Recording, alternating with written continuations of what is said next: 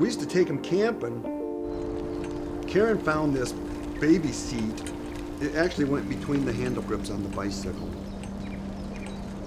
So many people at the campgrounds, their kids are behind them in a bike seat. And the kid can see the mom or the dad's back, or they can look out the side, but we had them right up front. We think that had a lot to do with it. Yeah.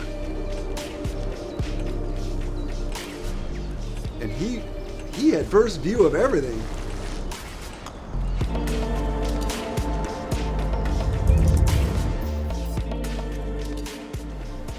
If there's ever a stressful time in my life, I just have to get on my bike and go. David Lieb, on the other end of the spectrum, he's the young up-and-coming ripper out of the Midwest, United States. David Lieb here. This is David's first slopestyle contest, and man, is he looking strong. Run number 1 from David Lieb, man, he's got what it takes. I remember doing pots and pans and looking out the window and thinking he's way better than his friends. You know, I know some people call it a hobby, but that was his thing. So every night we would go after school and go to the skate park and practice.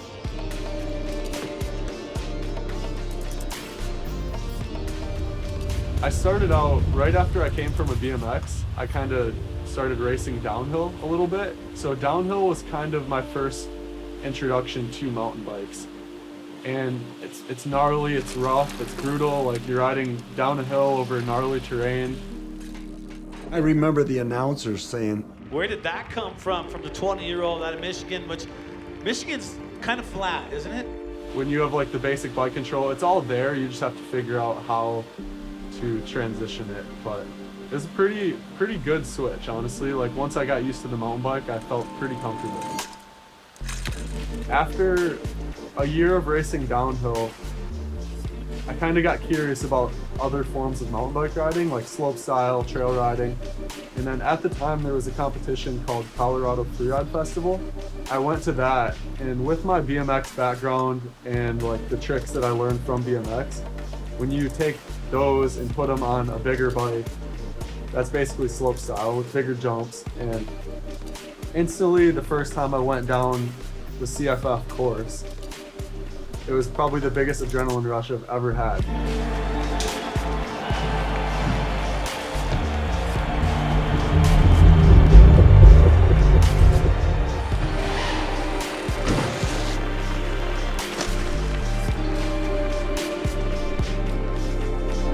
So I pretty much knew that's where I wanted to take my mountain bike experience after that.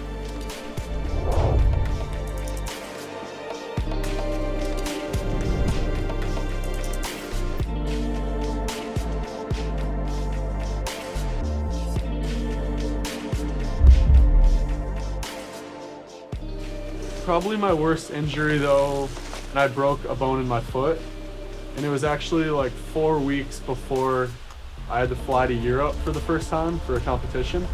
But I broke my 5th metatarsal.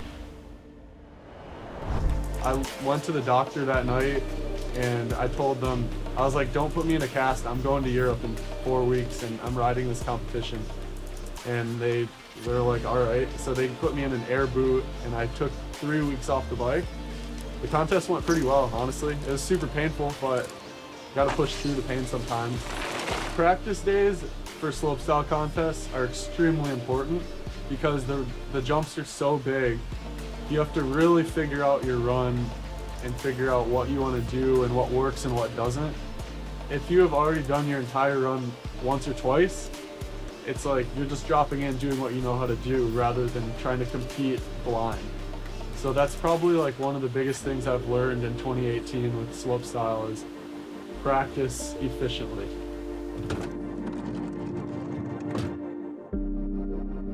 I love the long drives places.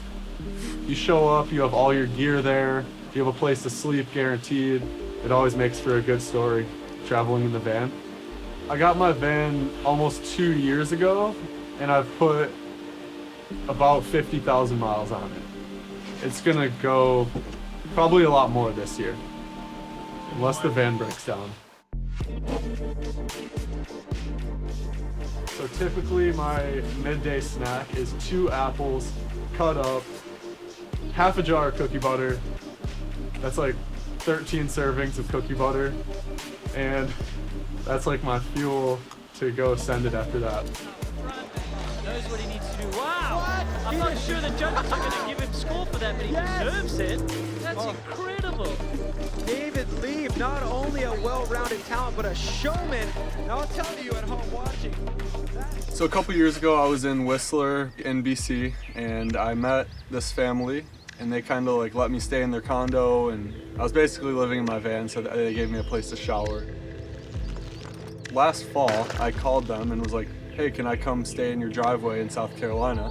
They were like, yeah, sure, and we also have property that will let you build whatever you want. So I came down here, and like the third day I was here, we started building.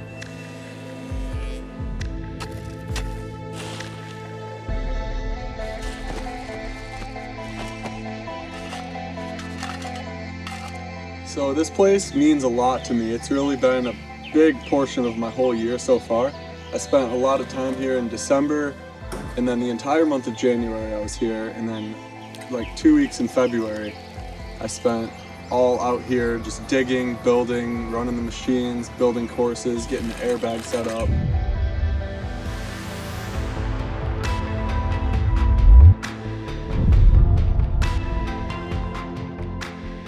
Nobody really has anything quite like this unless you're already at the top level and can afford something like this.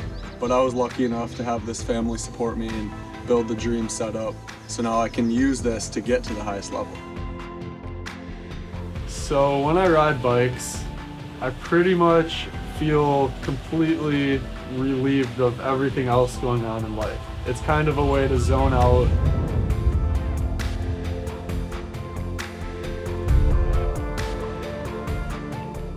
And I would just say, let your kids follow their dreams. And to add to that, I think a lot of kids look at that and see the glory that David's enjoyed all these years, and they want that for themselves, but I think a lot of them would really cancel themselves out. They would see how hard it is and how dangerous it is. You have to have it in here, and you have to be able to carve your own path like David did. I want to get to Red Bull Joyride in the next like 2 years. It's going to be a lot of work, but I'm going to do my best and try and get in. I don't just want to stop there. Like, I want to be like a competitive force, and I want to be like when I show up, I want to know that I have a chance at being a top competitor. Whatever it takes to get to that level, that's like the #1 thing on my mind. I'm super bad at interviewing. My mouth hurts so bad from eating that chip vertically. Oh gosh. Anyways, I love cookie butter. I want people to know that I hate when cars drive by when we're trying to do an interview. I really like cookie butter. Ah! Whoever's editing this is gonna hate this. They're called Tim Tams. We're getting tammered.